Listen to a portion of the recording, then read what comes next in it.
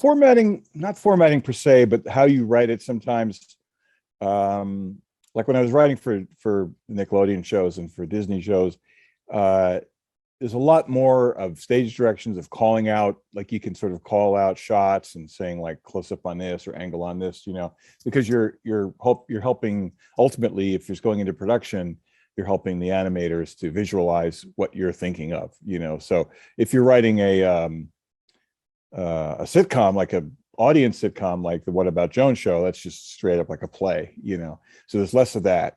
And then just formally, I mean, you're just able, in terms of the creative part of it, you're able to do a little bit more. It's kind of like a little movie that you're writing every episode, but with animation, you can be a little more even freer, depending on the budget. I mean, it's all budget as well. Like even I worked on an animated show called The PJs, which was stop motion animation.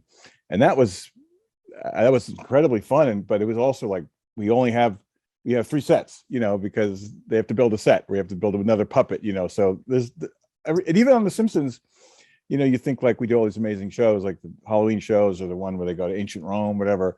Those are built into the budget a little bit, but then you'll do the next show. It's like, okay, this one has to have just the basic stuff, because every time you create a new background or a new location or a new characters, there's someone whose job it is to draw that and create that, and that runs into money. Like on Efforts for Family, with much lower budget than The Simpsons. Early in the second season, we came up with this diner that they go to, which is our satirical take on Bob's Big Boy / there used to be a diner chain called Sambo's, which for obvious reasons is no longer around, but that's our version of that.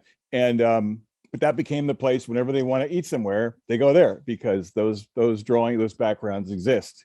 So we found ways to reuse characters. There's a character that we just threw in one of those scenes, this weird guy we call him Romaine Lettuce Guy, because there was an episode where Sue Murphy, Laura's character, was demonstrating her salad spinner, and he's one of the guys in the crowd, and he goes, it dries iceberg lettuce, sure, but what about romaine? And he's voiced by Phil Hendry, who's such a great guy, but that made us laugh so hard. And he kind of looks like the comedian Gallagher, that guy, like he has this kind of like strange hair. So we just call this guy Romaine Lettuce Guy. And we would throw him in the crowds here and there. And then in the very first episode of the new season, the Murphys find themselves at a funeral home, and I'm not giving away too much because a little bit of it was in the trailer, that Maureen, the youngest, stumbles through a door into the embalming room where a mortician is embalming the body. And we said, let's make this Romaine Lettuce Guy. So then now he has a name and everything, and he has entire scenes. So, but it was fun. But it also meant like, okay, the character designers have to design a new character. This guy already exists.